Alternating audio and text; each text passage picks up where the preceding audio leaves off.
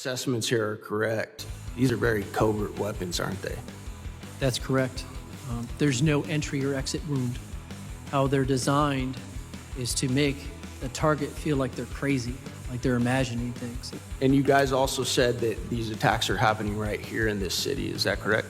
I mean, there have been some that have gone public with respect to Washington, D.C. I think it was Mr. Grozev said you spoke to a Russian agent who said that they believe that Americans are using these same weapons on them. Is that correct? That is correct. Might that have something to do with part of the CIA's motive to cover up the existence of this tech and these weapons? That is a very logical possibility. Thank you. Mr. Chairman, I yield back. The gentleman yields. The chair now recognizes the gentleman from New York, Mr. Goldman, for his round of questioning.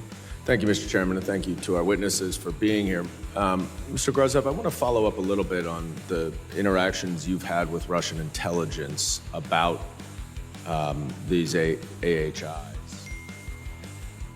And Mr. Zaid, I want to ask, and this is a hypothetical, but I'm trying to understand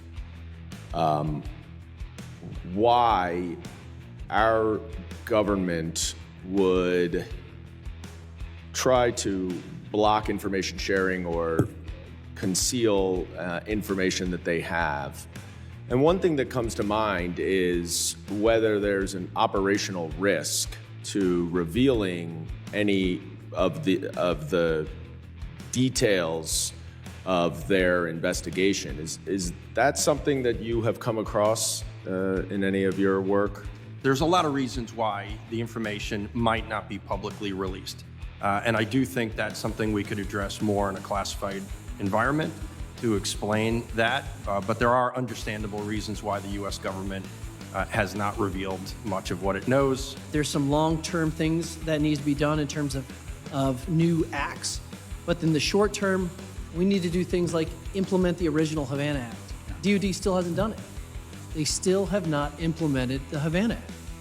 And we need a VA diagnostic code. Thanks to the VFW brothers and sisters that are here today and for your meeting earlier, we don't have a VA diagnostic code for the 500-some DoD survivors. How are they going to get long-term care and disability without that?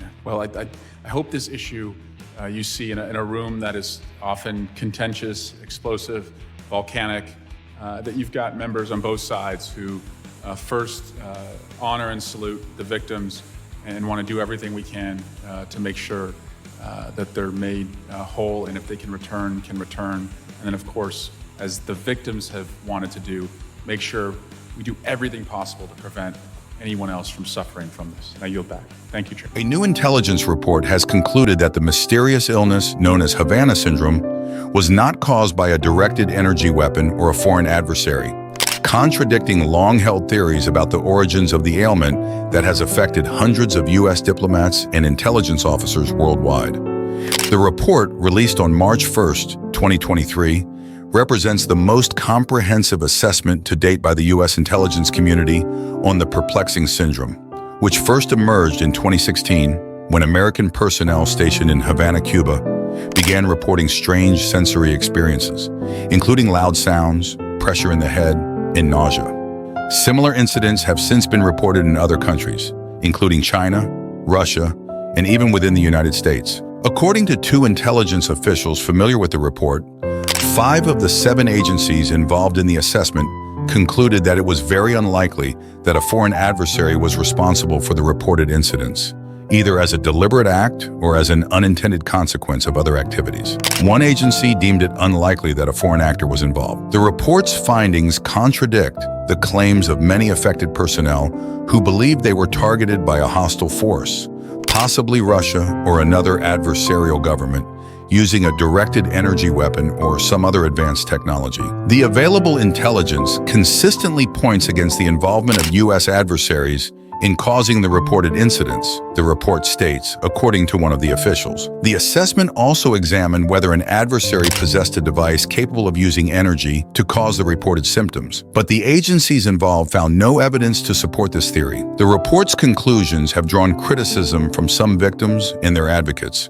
who argue that the intelligence community has not taken the incident seriously enough and has failed to adequately investigate the matter. There are counterintelligence situations that have arisen with respect to surveillance and interactions with human sources, said Mark Zaid, an attorney representing several Havana Syndrome victims.